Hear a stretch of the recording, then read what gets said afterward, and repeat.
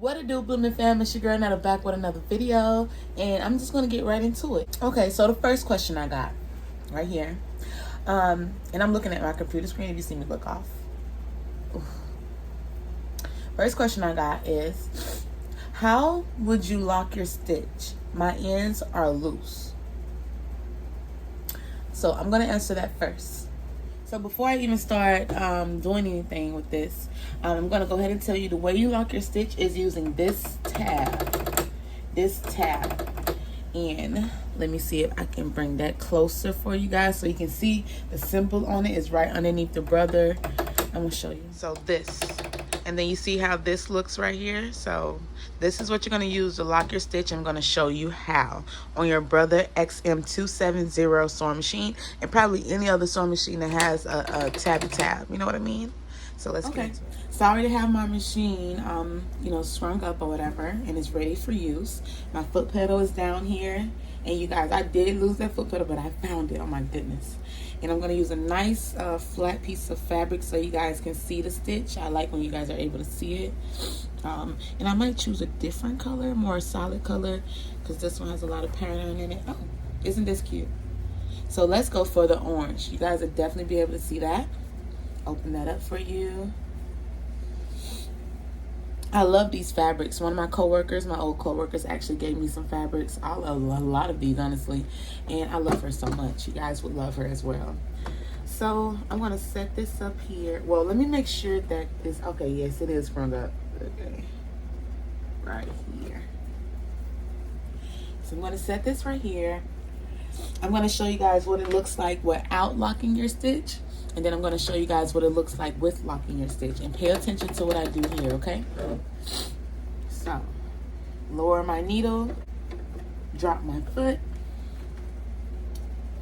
And I'm just going to go with a basic stitch too. My basic stitch. And, oh, so I'm not going to lock the stitch at first. And then on the other one, I will lock the stitch. So this is what happens when you just sew straight through.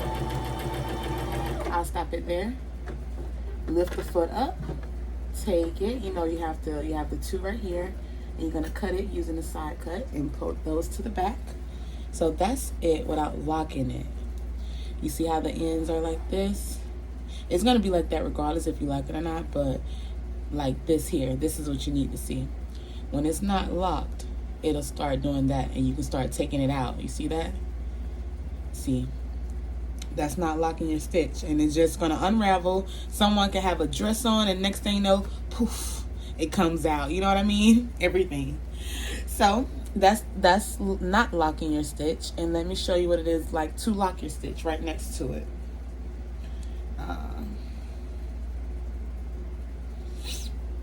I'll go diagonal this time from it. Drop your foot pedal. Drop your foot. I think that's what you call it. And bring that down.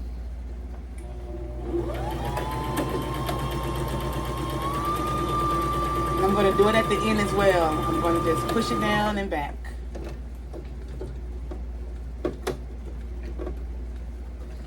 Just like that. So, as you can tell, so what the lock did was, as I sewed on, right, like we do regularly, and I do like 5 sews. I don't really count them, but I do it for a little bit. I just doop doop doop doop, and then once I get here, just with regular sewing, you touch the tab. You don't have to do nothing else. Just keep doing what you're doing, but you touch that tab so that it can back up and then come back forward, and then you let the tab go. So let me do it one more time, and I'll try to explain it as I do it. And let me bring you guys closer. I want you guys to really see that. Start over with so you guys can see. So remember what I said. We're going to put it here, drop the foot, and then we're going to lower our needle. And then I'm going to sew regularly, right, with my foot on the foot pedal down there. I'm going to sew regularly as it goes this way, just a few stitches. And then I'm going to, as everything else is still the same, I'm going to press this down. I'm going to press that down, and it's going to start backing up on its own. And then I'm going to let it go so it can come forward again right on top of the stitch that it was. Now that's locking your stitch. And I'm gonna stop so I can show you guys. So I'm gonna lower the foot. I'm gonna lower my needle. And I'm gonna go 5 stitches. So 1, 2, 3, 4, 5, give or take. And then, like, I see how I stopped there. You guys don't have to stop. In the other version, right before this, I showed you how I just kept going through and you barely realized I did it. So I stopped there, going forward, right? And then because I want to lock my stitch, I'm going to keep it there. And then I'm going to press the foot pedal and push this down at the same time. It backed up. Did you guys see that back up? Now, do it again. So forward. And I'm going to lock it by backing up. Doing everything else the same, and you'll see it back up. And then forward again, right on top of it. You're gonna lock your stitches at the beginning and at the end so nothing comes loose. So forward, and now I'm gonna back it up by pressing this down. And there you go.